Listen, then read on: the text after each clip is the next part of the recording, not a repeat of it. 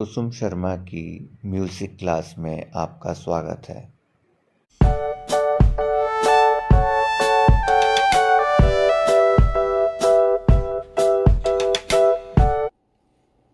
स्वागत है दोस्तों। मैं कुसुम शर्मा आपका अपने कुसुम शर्मा म्यूज़िकल चैनल में स्वागत करती हूँ। और ये जो वीडियो मैंने बनाया है ये रफ़ी साहब को अलविदा, उनको श्रद्धांजलि देने के लिए 31 जुलाई को वो हमसे बिछड़े थे, उनकी कुछ यादें समेटे हुए हैं ये वीडियो, कुछ गानों की लाइनें समेटे हुए हैं, कुछ आपसे जुड़ने की भावनाएं समेटे हुए हैं। इससे पहले मैंने रफ़ी साहब के लिए रफ़ी साहब करिश्माए कुदरत के नाम से भी मैं वीडियोस बना रही हूँ। आप सुनिएगा, उसके मैं काफ़ी भाग बना चुकी हूँ। आप उनको सुनिए, कमेंट करिए, क्योंकि ये चैनल मेरा सिर्फ रफ़ी साहब के लिए है। तो आपसे गुजारिश है कि आप भी उसको सुनिए और मुझे बताइए। तो चलिए, आज 31 जुलाई को रफ़ी साहब को अलविदा कहते हुए उनकी कुछ बचपन से लेकर एंड तक की यादें जो मुझे कहीं पढ़ने में मिली, कहीं सुनने में मिली, आपके साथ उनके गीतों की एक एक दो लाइनों के साथ शेयर करूंगी। कोटा सुल्तानपुर में अल्लाह रखी के घर बेटा पैदा हुआ, तो दाई ने कहा भी गुड़ खिलाओ। तब पूर्व कितनी पुरानी बातें हूँ, 24 दिसंबर 1924 फिर से बेटा हुआ है, तो उस बेटे का नाम रखा गया फीको। फीको बचपन से ही संगीत में आसक्त था, उसको संगीत ही सब कुछ था। और जब वो समझ आनी शुरू हुई और गली में, गांव की गली में, कोटा सुल्तानपुर अमृतसर के पास, और हमारी ये खुशकिस्मती है कि हम पास के ही हैं, वहाँ के पंजाब से हैं, बटाला से हैं, रफ़ी साहब अमृतसर के पास से हैं, हमारे पड़ोसी, हमारे साथी, हमारे सब कुछ हैं। तो रफ़ी साहब एक फ़कीर के पीछे जाते थे, तो फ़कीर जो गाना गाता था रफ़ी साहब को बहुत पसंद आता था। एक छोटी सी इंटरव्यू में रफ़ी साहब ने वो गीत गाया भी था, खेडन दे दिन चार निमाए खेडन दे दिन चार, वो फ़कीर गाया करते थे। तो रफ़ी साहब उनके पास चले जाते, जहाँ जहाँ वो जाते उसके साथ बैठ जाते और उनको कहते कि मुझे वो गीत फिर से सुनाओ, क्योंकि आपकी आवाज़ मेरी रूह में उतरती है। तो तब उस फ़कीर ने इनको आशीर्वाद दिया, जो हमारे लिए भी आशीर्वाद बन गया, हमारे लिए वरदान बन गया कि तेरी आवाज़ कायनात पे राज करेगी। तो वो राज तो दिलों में उतर गई, वो आवाज़, वो तो हमारे भारत की ही पहचान, इंटरनेशनल पहचान, कॉस्मोस की पहचान हो गई। ये ऐसी खुदा की आवाज़ थी। तो उसको ये फील करते हुए रफ़ी साहब का एक गीत मैं आपके साथ शेयर कर रही हूँ। ये एहसास फील करते हुए कि रफ़ी साहब पूरे ब्रह्मांड में उनकी आवाज़ फैली हुई है। वो किस तरह से, वादियाँ मेरा दामन रास्ते मेरी बाहें, जाओ मेरे सिवा तुम कहाँ जाओगे। थोड़े बड़े हुए रफ़ी साहब तो एक जलसे में उनको गाने का मौका मिला, जहाँ के सहगल गाने के लिए आ रहे थे, पर लाइट ना होने की वजह से वो शायद नहीं आए। प्रबंधकों को मुश्किल हो गई, बहुत सारी जनता बैठी हुई थी। तो रफ़ी साहब के भाई ने कहा कि मेरा भाई बहुत अच्छा गाता है। तो रफ़ी साहब ने बिना माइक के अपनी बुलंद आवाज़ में तब उन लोगों को बहुत गाने सुनाए। तो उससे मुझे याद आता है रफ़ी साहब का वो गीत, दिल का सूना साज तराना ढूंढेगा, तीर निगाहे नाज निशाना ढूंढेगा, मुझको मेरे बाद जमाना ढूंढेगा, दिल का सूना साज। और हम ढूंढते भी हैं और सुनते भी हैं, खोया भी है उनको, पाया भी है उनको। रफ़ी साहब स्कूल जाते थे, चौथी क्लास में वो रह गए दोबारा।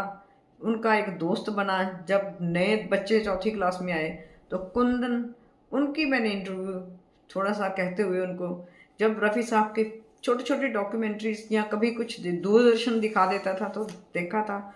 बुजुर्ग थे, वो बुजुर्ग ही होंगे अब तो वो उनके साथ रफ़ी साहब की बहुत दोस्ती थी। तो वो कह रहे थे कि मैं तो कहता सी, क्योंकि वो तो ਅੰਮ੍ਰਿਤਸਰ ਦੇ ਪੰਜਾਬੀ ਬੰਦੇ, ਮੈਂ ਕਹਿੰਦਾ ਸੀ कि फीको एक दिन बहुत बड़ा गायक कलाकार बनेगा। मतलब फीको एक दिन बहुत बड़ा गायक बनेगा। और उनका बनना तो और उनका कहना कितना सही हुआ। जग वाला मेला यारो, जग वाला मेला यारो, थोड़ी देर दा हसदे रात लंघी, पता नहीं सवेर दा जग वाला मेला। जब रफ़ी साहब के फादर कोटला सुल्तानपुर वाले गांव को छोड़कर लाहौर शिफ्ट हो गए फैमिली के लिए, ढाबा चलाने लगे, तो रफ़ी साहब का अपने दोस्त से अलग होना ही था। तो कुंदन और रफ़ी साहब खूब रोए।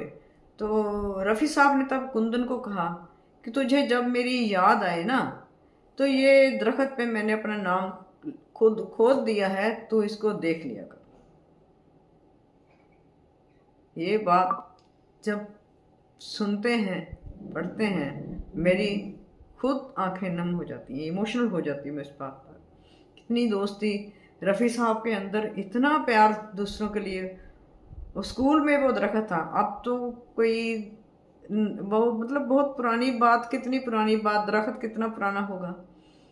रफ़ी साहब अपने दोस्तों के साथ जब वो भैंसे वगैरह लेकर जाते थे बाहर चराने के लिए, तो रफ़ी साहब को कह दिया जाता था कि तू इनको देखभाल करनी है। तो गीदड़ बहुत पड़ते थे वहाँ, तो रफ़ी साहब गीदड़ की आर्टिफिशियल आवाज़ निकालते थे अपने गले से, हूबहू गीदड़ की आवाज़ निकलती थी। ये कुदरत की बख्शिश है। तानसेन की याद आती है जब ऐसी बात सुनते हैं कि तानसेन ने शेर की आवाज़ निकालकर पंडित हरिदास को चौंका दिया था। रफ़ी साहब गीदड़ की आवाज़ निकाल के गीदड़ों को भगा देते थे और जानवरों को बचा लेते थे। दोस्ती बहुत कट्टर थी। कुंदन की बहन, उनकी बहन, उसको मिलने जाने के लिए उन्होंने स्कूल मास्टर से मार भी खाई, थप्पड़ भी पड़े। स्कूल स्किप कर गया उसको बहन को मिलने के लिए, और हैरान थे कि कुंदन की बहन मेरी भी बहन है, थप्पड़ क्यों पड़े मुझे। जब मास्टर ने पूछा तेरी बहन तो इधर ही है, तो तू क्यों गया, तो उनको लगा कि वो तो भी तो मेरी बहन है। ऐसी उनकी दोस्ती थी। चाहूंगा मैं तुझे सांझ सवेरे, फिर भी कभी अब नाम को तेरे आवाज मैं ना दूंगा, आवाज मैं ना दूंगा। चाहूंगा मैं तुझे। जब बॉम्बे जाके नौशाद साहब से मिलना हुआ, एक कोरस में उन्होंने सहगल साहब के साथ भी गाया, रूही रूही मेरे सपनों की रानी। तो उनको बहुत अच्छा लगा कि मेरा सपना साकार हो गया। नौशाद साहब के साथ एक फिल्म में वो गा रहे थे जिसमें मार्च था, पैदल मार्च था, तो पैर पटकने थे। अब रफ़ी साहब तंगहाली था तब, तो जूते नए पहन के गए, तो जूते थोड़े टाइट थे। तो जब गाना ख़त्म हुआ, रिकॉर्डिंग ख़त्म हुई, पैसे बांट रहे थे नौशाद साहब, तो रफ़ी साहब के पैरों की तरफ देख के बोले कि तुम्हारे पैर से खून क्यों बह रहा है। तो उन्होंने कहा कि वो हमीद भाई ने नए जूते ला के दिए थे, वो थोड़े टाइट थे। तो कहते तुम बोले क्यों नहीं, नौशाद साहब ने उनको बोला। कहते वो हम गाना जो गा रहे थे। ऐसे थे रफ़ी साहब, ऐसे थी उनकी अपने काम के प्रति समर्पण, परफेक्शन। तो नौशाद साहब की डायरेक्शन में गाया एक गीत, हो जी हो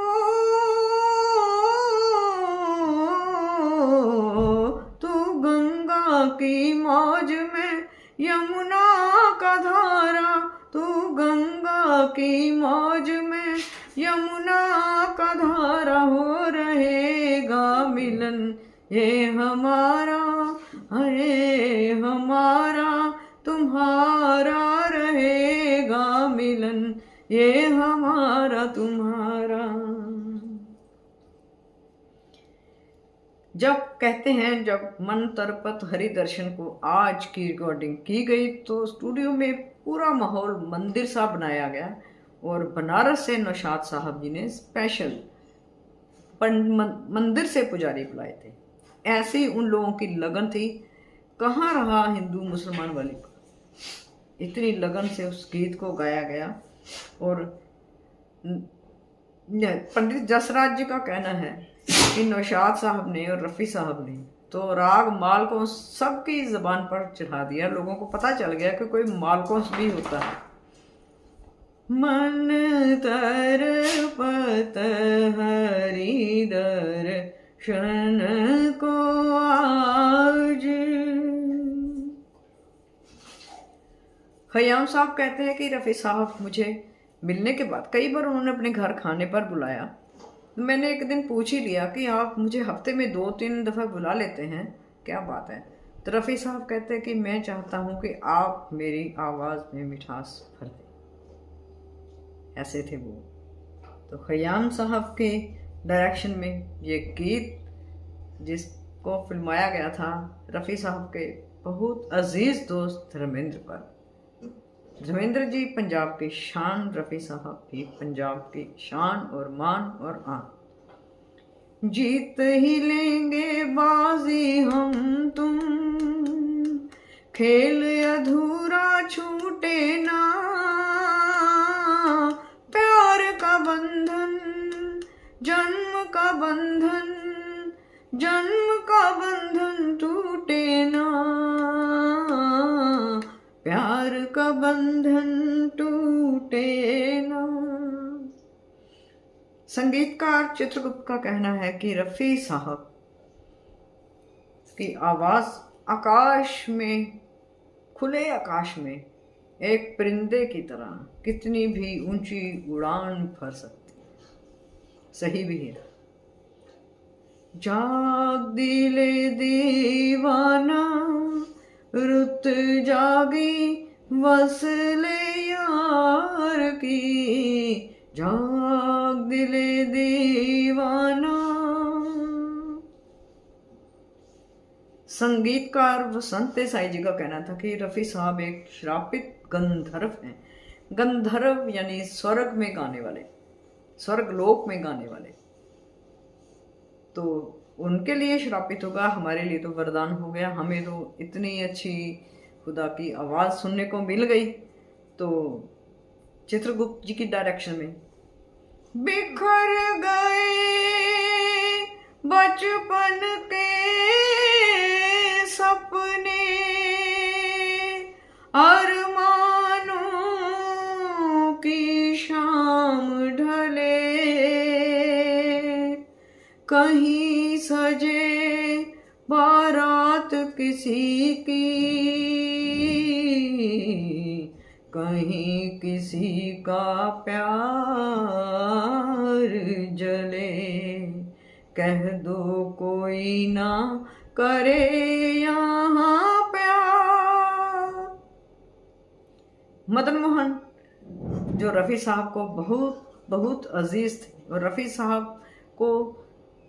साहब मदन मोहन के बहुत अजीज़ थे। और मदन मोहन जी को जब पता था ये गाना रफ़ी साहब के लिए गवाना है, रफ़ी साहब से ही गवाना है, तो उस गाने में वो इतनी वैरायटी भरते थे कि किसी और के लिए नहीं होती थी। तो हर आप उनके मदन मोहन जी के रफ़ी साहब द्वारा गाए गए गाने सुनेंगे ना तो हर अंतरा एक दूसरे के साथ धुन थोड़ी डिफरेंट होगी। और वही रफ़ी साहब की उन्होंने फुसफुसाहट को भी बहुत इस्तेमाल किया। जैसे हीर रांझा का गीत है, मेरी दुनिया में तुम आए, क्या क्या अपने साथ लिए, तन की चांदी मन का सोना। ये मदन मोहन जी का कमाल था रफ़ी साहब की आवाज़ के लिए। रोशन जी ने रफ़ी साहब के लिए बहुत बेमिसाल रचनाएं की और जिनमें से रफ़ी साहब को बहुत ज़्यादा पसंद था मन रे तू काहे ना धीर धरे, और लक्ष्मीकांत प्यारेलाल जी के लिए रोशन तुम ही से दुनिया, रौनक तुम्ही जहां की, सलामत रहो। रफ़ी साहब के अब्बा ने कहा था, हाजी अली जी ने उनकी जब शोहरत देखी हिंदुस्तान आकर, कहा कि तेरे दर से कोई गरीब खाली ना जाए, कभी कोई भूखे ना जाए। क्योंकि रफ़ी साहब ने कहा था, दाना पानी खिंच के ले आंदा, कौन किसे दा खांदा ही होए दाना पानी।